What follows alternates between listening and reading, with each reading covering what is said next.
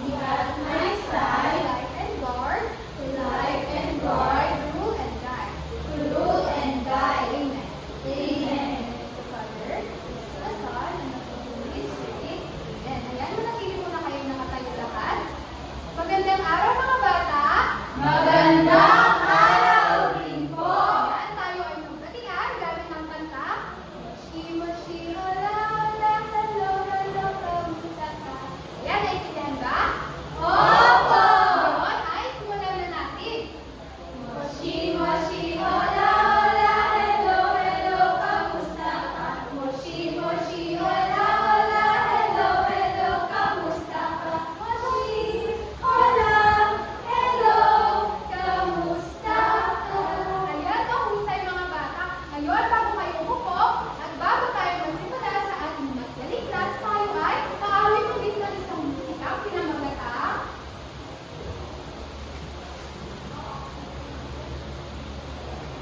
I love. Familiar ba kayo sa kantang ito? Hindi po. Kung gayon ay sabay-sabay natin ito kantahin.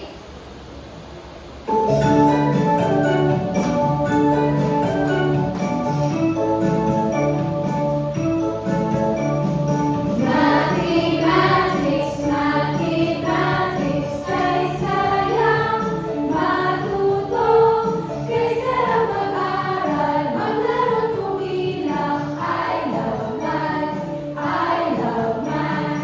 Mathematics, mathematics, kay sayang matuto.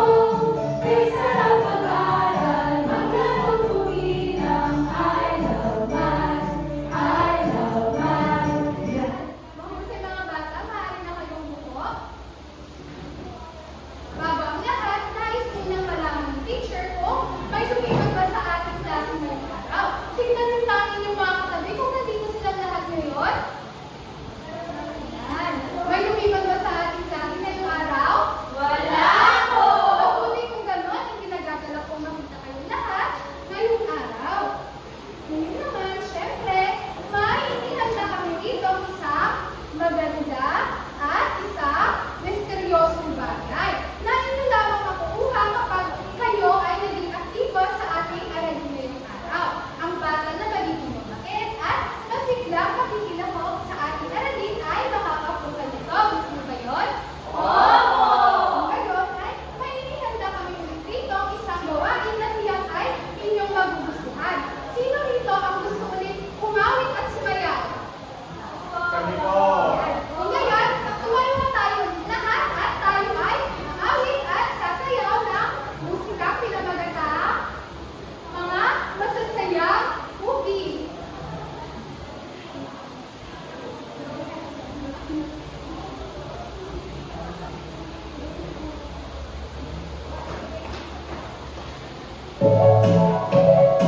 Tayo lamang kami.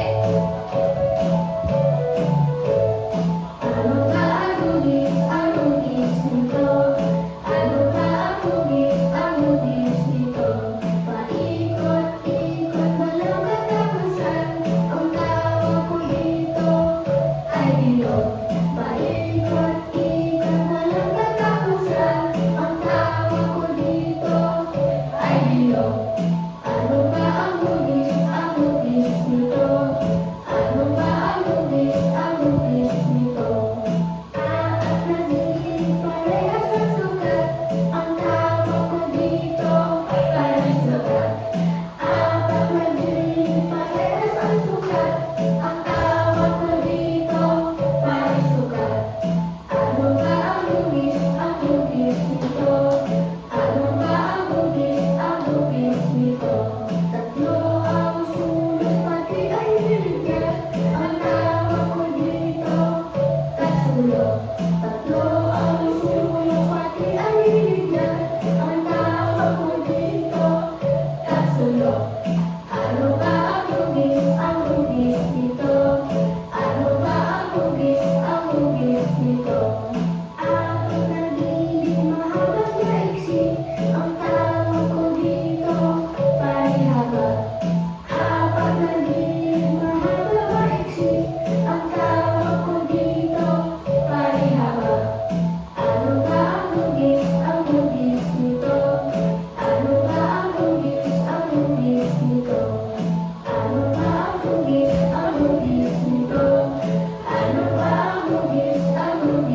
mundo. Ano ako sa iyo mga bata? Bigyan ko ng 5 palakpakan ninyong mga sarili.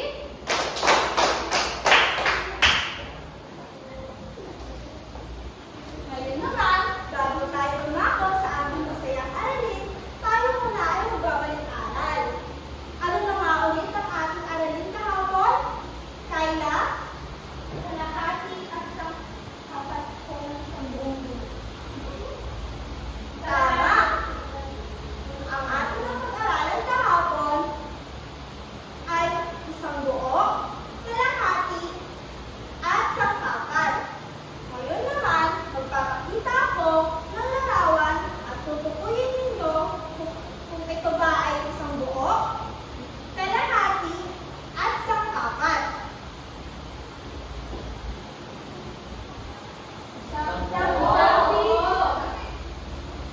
Magaling!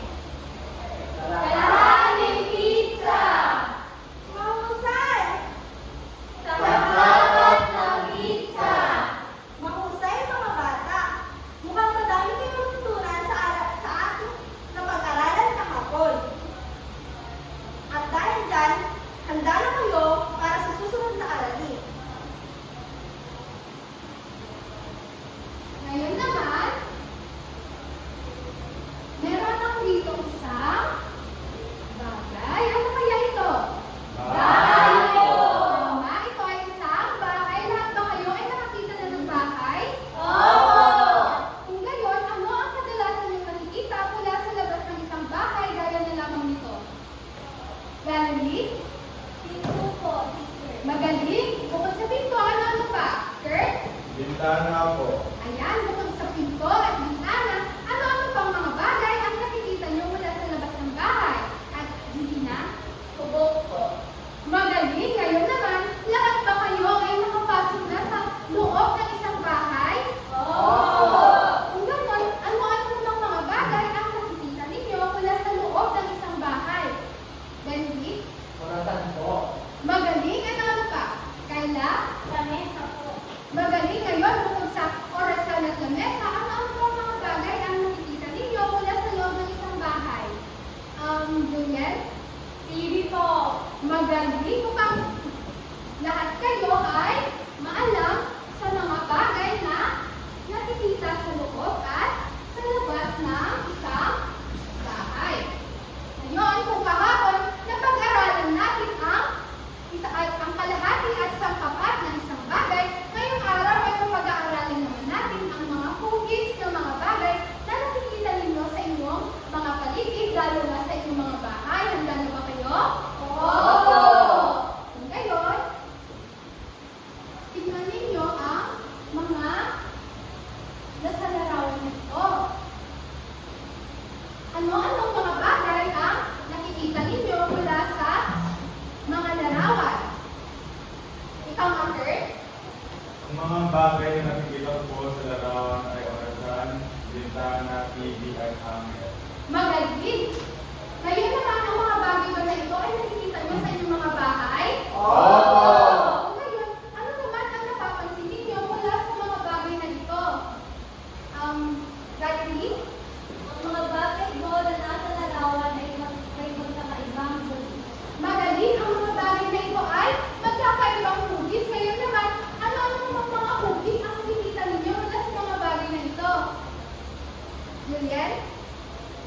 Ang mga hugis po na ipinapakita sa larawan ay bilog, paisukat, at sulok at paihaba. Magaling! Ang mga hugis na inyong nakikita sa mga larawan ay bilog, tatsulok, palihaba at palisukat. Ang mga hugis na ito ay ating mapag-aaralan ngayong araw. Handa na ba kayo? Ayan. Ang mga hugis, kagaya na lamang ng bilog, tatsulok, palisukat at palihaba ay ang ating apat na pangunahing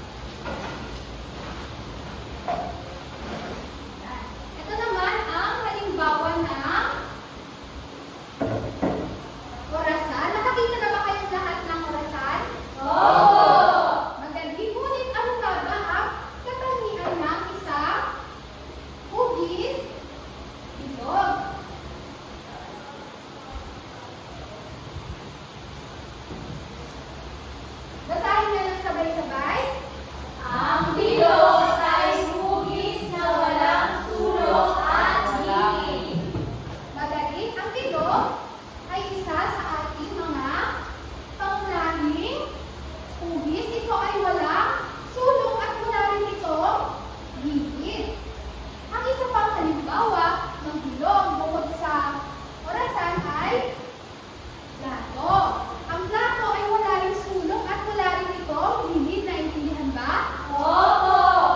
Ngayon, sabayan niyo na ako sa aking pagkanta.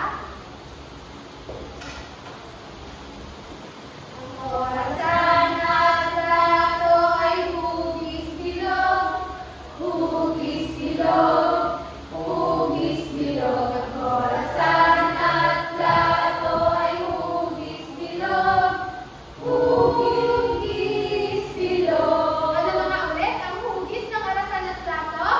Hugis bilog. Magaling kung gayon, sino ang makapagbibigay sa akin ng iba pang halimbawa ng hugis bilog? Valerie? Bulot po. Magaling! Bigyan na natin si Valerie ng ang galing lang. Ang galing. Ngayon naman, dumako na tayo sa ating pangunahing hugis. Ang hugis, tatsulok. Ngayon, sa tingin nyo, alin kaya sa mga larawan ang nagpapakita ng hugis tatsulok? Sir? Hammer po. Tama. Ang hugis tatsulok na nakikita ninyo sa larawan ay ang hammer. Nakakita na ba kayo lahat ng hammer? Mabuti kung ganon. Ngunit ano nga ba ang katangian ng hugis tatsulok? Alamin natin.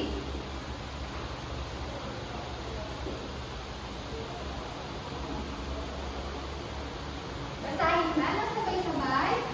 Ang tatsulok ay may tatlong sulok at gilid na maaaring makapareho o magkaiba. Magaling. Ang tatsulok ay isa rin sa ating apat na pangunahing hugis. Ito ay may isa, dalawa, tatlong sulok at gilid na maaaring magkapareho o magkaiba. Ang isang pang halimbawa ng hugis tatsulok maliban sa hammer ay ang payong. Ang payong rin ay may tatlong sulok at tatlong gilid na magkakaiba ang hugis dahil magkakaiba nga ba dahil mas mahaba ang length nito kaysa sa kanyang width. Naintindihan ba? Oo! Kung gayon, sabayan mo ako sa aking pagkanta. Ang payong ay hugis tatsulok, hugis tatsulok, hugis tatsulok. Ang hammer at payong ay hugis tatsulok, hugis tatsulok. Ano nga ulit ang hugis na hammer at ng payong? Tatsulok. Magaling! Ganon, sino ang makapagbibigay sa akin ng iba pang halimbawa ng hugis tatsulok? Ikaw nga, Valerie? Love po. Magaling!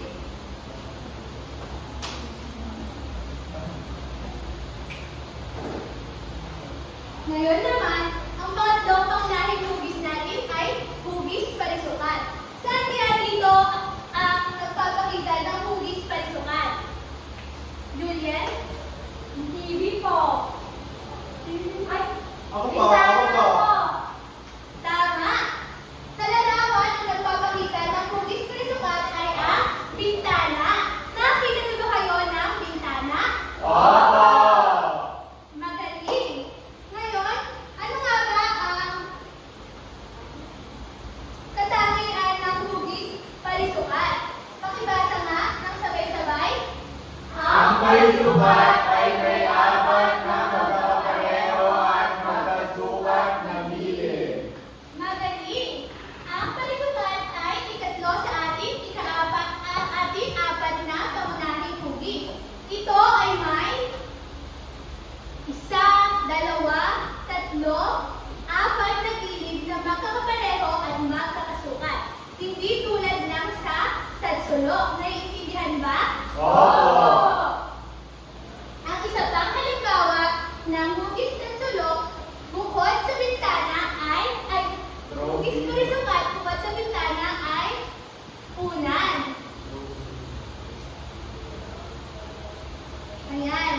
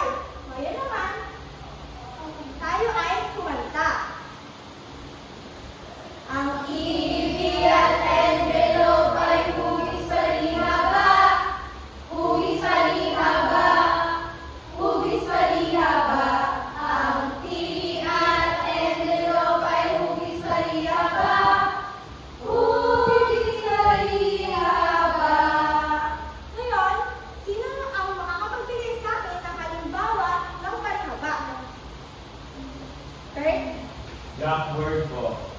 Mahusay! Bigyan na natin si Kurt ng ang galing lang. Galing! Mahusay mga bata. Ano na nga ulit ang ating apat na pangunahing hugis? Angelina?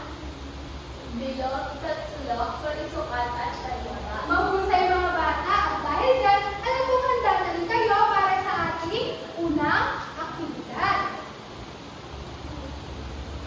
Sa ating unang aktibidad,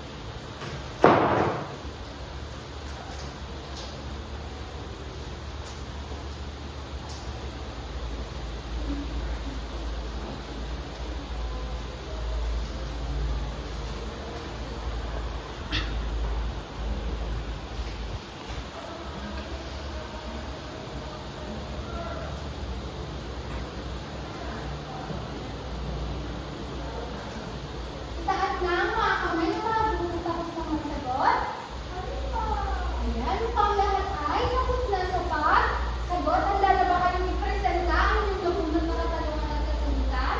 Opo! Ngayon, unang grupo, maaari na kayong pumunta dito sa harap upang ibahagi ang inyong katanungan at kasagutan. Ang katanungan ko na aking nabunot ay, ako si Mario. Ang bubong ko ay may tatlong gilid. Ano kaya ito? Ang sagot? ay Tatsulo. Yan. Tama ba ang tatsulo? Oo! Ngayon, bigyan na natin sila ng ang galing lang. Ang galing-galing! Ngayon, maaari nyo nang ulit ang hugis sa ating pisara.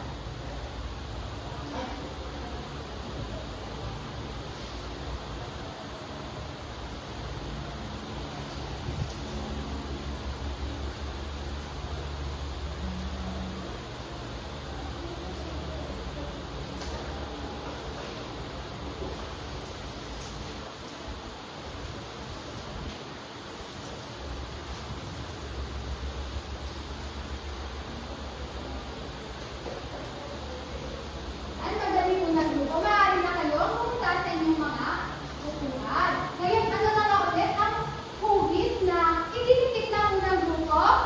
Tatsulo! Ano kayang parte ng bahay ang tatsulo? Bubo! Magaling. Ngayon, pangalawang grupo, maaari na kayo pumunta dito sa harap upang ipresenta ang inyong katanungan at kasagutan. Ang nabunod po naming tanong ay, ako si Mario. Ang aking pikto ay may 4 na gilid at ang dalawang magkatapat na gilid ay may pantay na haba. Ano kaya ito? Ang sagot po namin ay parihaba. Tama ba ang parehaba? Oo! Ngayon, bigyan na natin sila ng ang galing lang. 1, 2, 3, ang galing-galing! Ngayon, maaari nyo nang ibigit muna rito ang hugis parehaba upang tayo ay makabuo ng bahay maya-maya.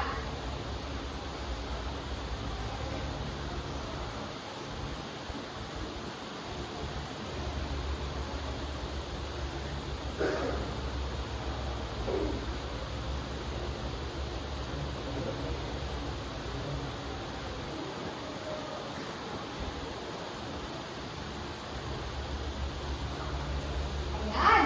Mahusay pangalawang grupo. Ano na nga ulit ang hugis na idinikit ng pangalawang grupo? Parehaba. Ngayon, ano naman kayang parte ng bahay ang hugis parehaba? Pintuko! Magaling ngayon. Mga itong grupo, maaari na kayong pumunta dito sa harap upang ipresenta ang inyong katanungan at kasagutan. Ang nabunot ko po ay, ako si Mario. Ang dingding ng aking bahay ay may 4 na magkapareho at magkasukat na gilid. Ano kaya ito? Ang sagot ko po ay pansukat. Tama ba ang parisukat? Oo! Ngayon, bigyan din natin siya ng ang galing lang. Ang galing-galing! Maaari mo nang dikit ang hugis sa ating sarap.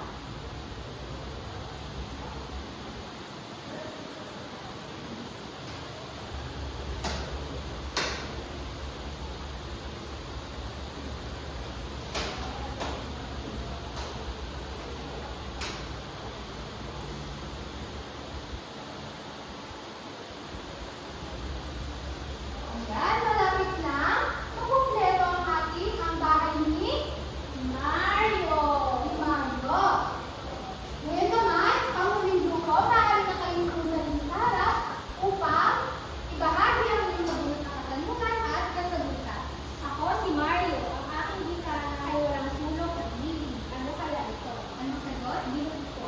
Mahusay, bigyan na natin ng ang galing clap si Kyla. 1, 2, 3, 1, 2, 3, Ang galing-galing! Maaari mo nang idikit ang panghuling hugis sa ating sara upang tayo ay makabuo na ng isang bahay.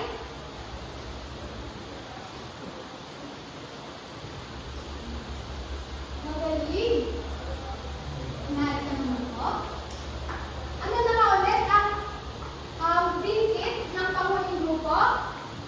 Bilog! Ano ang parte ng bahay ang hugis bilog? Bintana!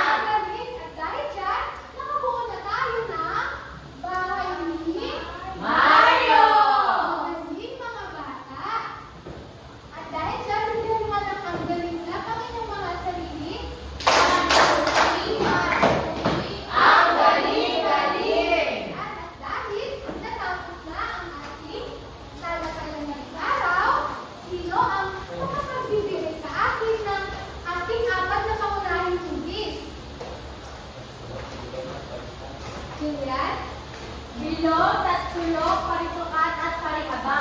Magaling! Ngayon, ano naman ang tawag sa mga hugis na ito? Benedict? Pangnay-hugis, teacher. Yan, bukod dito, ano pa ang tawag sa mga hugis na bilog, parisukat at sulong at parihaba? Kaya, shape ko. Magaling bukod sa shape at apat na pangunahing hugis, ano pa? Jelina? Flat figure po.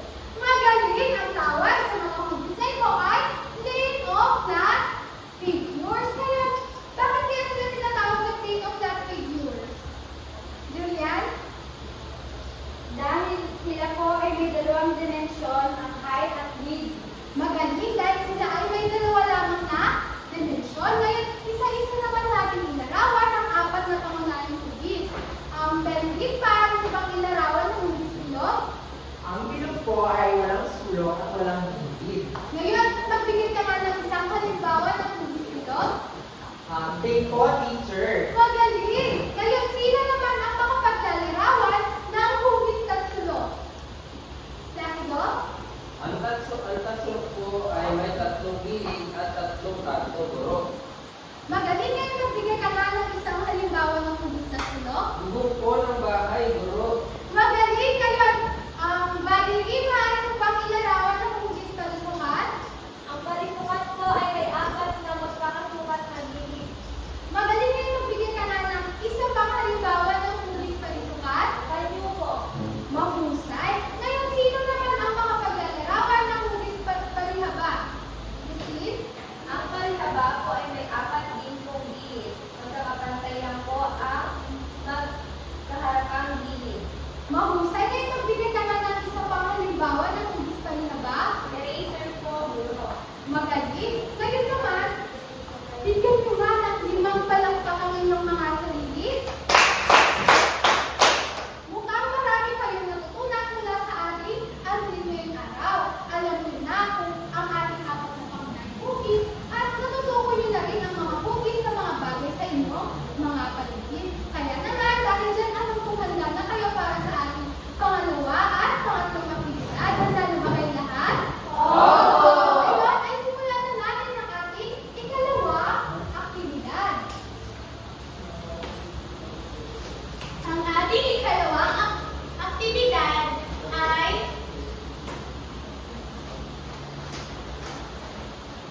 maglalaro tayo ng anong hugis kaya ako? Para sa ating aktibidad na ito ay hahatiin ko kayo sa 4 na grupo. Ang bawat grupo ay bibigyan ng isang hugis. Ngayon, ang unang grupong pupunta sa harapan ay tutukuyin ang mga bagay na nandito sa lamesa na nagpapakita ng hugis na napunta sa inyo. Bibigyan ko lamang ng 1 minuto ang bawat grupo upang tukuyin at itikit mula rito ang mga hugis, ang mga bagay na napunta sa inyo.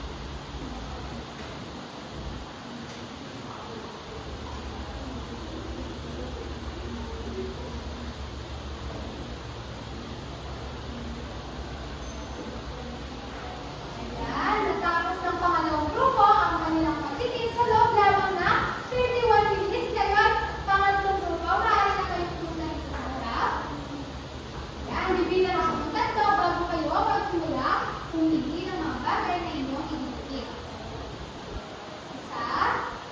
1, 2, 3, go!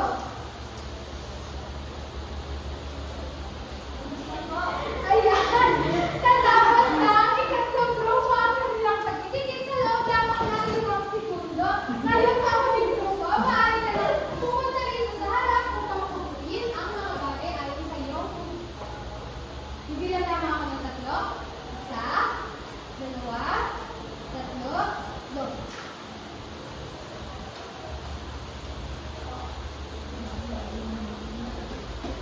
Ayan.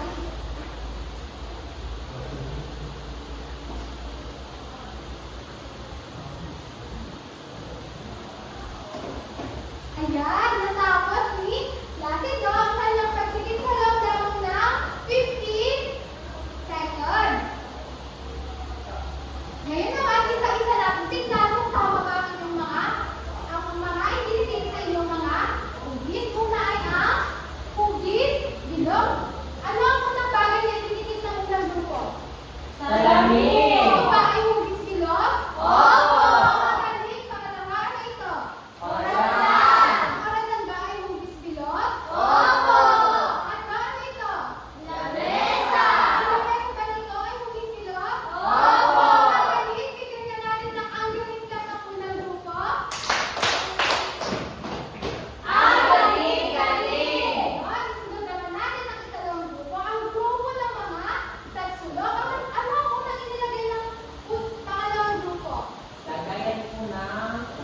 laman. Pagkitaan. Ito ba ay nagpapakita ng hugis tagsulok? Opo! Magaling, ano naman ang pangalawa? Pakatawan. Ang tatlo na ito ay nagpapakita ng hugis tagsulok? Opo! Tatlo, ano naman ito? Sandwich. Ang sandwich ba na ito ay nagpapakita ng hugis tagsulok? Opo! Magaling, kayo bigyan ka natin ng anggaling lang ang pangalawang grupo. Ang galing-galing! Ngayon naman, isunod natin ang ikatlong grupo, ang grupo ng mga pangisukat. Ano ang kanilang unang inilagay? Ulam! Ang ulan ba ay nagpapakita ng hugis pangisukat? Opo! Magaling, ano naman ang ikalawang bagay? Panyo! Ang panyo ba na ito ay nagpapakita ng hugis pangisukat? Opo! Magaling, itong panguling bagay, ano na ito? Picture frame! Magaling, ang picture frame ba na ito ay nagpapakita ng hugis pangisukat? Opo! Ayan. Ngayon, bigyan na natin ng anggaling lang ang pangatlong grupo dahil nakuha nila lahat ang tamang kasagutan. Ang galing-galing! Kaya naman, isunod natin ang ika-huling grupo, ang grupo ng mga pamilya. Ano ang unang inilagay ng ika-apat na grupo? Laman. Ang tama ba yung hugis parihaga? Opo! Magaling. Ngayon naman, ano itong pangalawang inilagay ng ika-apat na grupo? Sponge. Sponge ba ito? Basahan! Ito ay isang basahan. Ang basahan na ito ay nagpapakita ng hugis parihaga. Opo! Magaling. At ano naman ang huling inilagay na ika-apat na grupo? Pintura. Ang pinto ba na ito ay nagpapakita ng hugis parihaga? Opo! Magaling. Ngayon, bigyan mo nga ng limang palakpak ang inyong mga sarili. Ayan, ngayon, bibigyan ko kayo ng inyong mga gantimpala dahil nagawa nyo ng maayos ang ating aktibidad.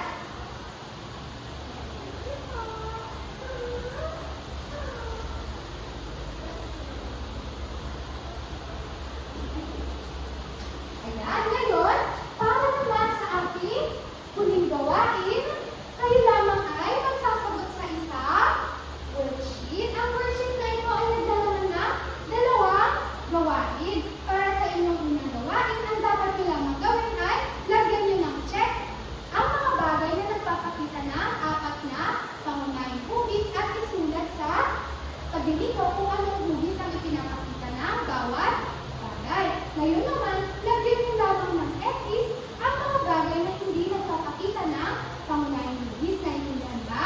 Opo! Naman, para sa inyong pangalawang gawain, ang dapat nilang gawin ay bumuin ng apat na pangunahing hugis. Isang bagay na isang bagay na nagpapakita ng bilog, isang bagay na nagpapakita ng pagsulok, isang bagay na nagpapakita ng kalusukan, at isang bagay na nagpapakita ng kalimaba. Naintindihan ba? Ngayon, ako na ay magbibigay sa inyo ng inyong mga worksheet dito at bibigyan ko lamang kayo ng 10 minuto upang magsagot. Naintindihan ba? Yan, magsagot ng tahimik ha.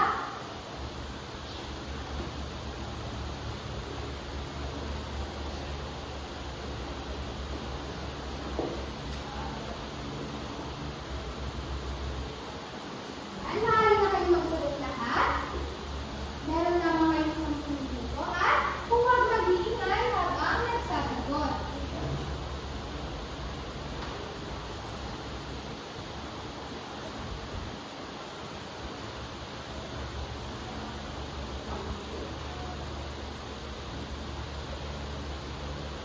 Huwag kakalimutan na ilagay sa tabi ng bagay kapag ito ay nagpapakita ng apat na pangalan. Ilagay mo kung ito ay bilog, kalusukan, pagsulok o kalimaba.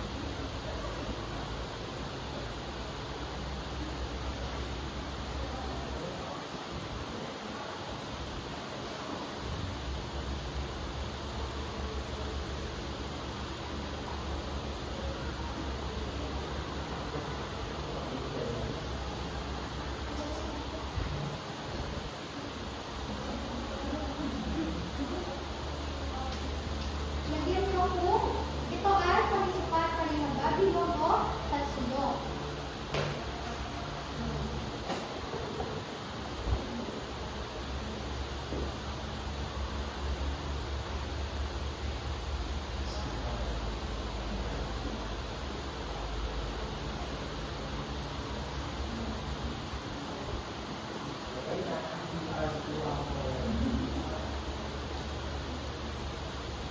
Sincere ka ba? Maaari ko naman lumabas kung ano kung namin gawain.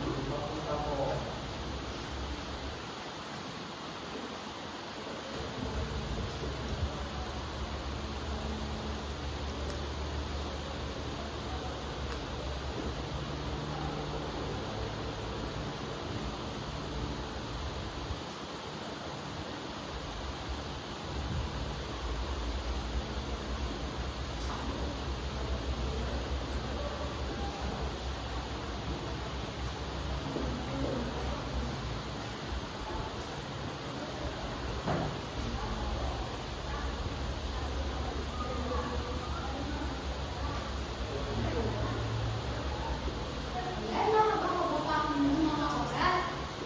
Siguraduhin na nalagyan nyo sa tabi ng check kung ito ba ang bilog, pagsulok, kalusukan o kalimaba.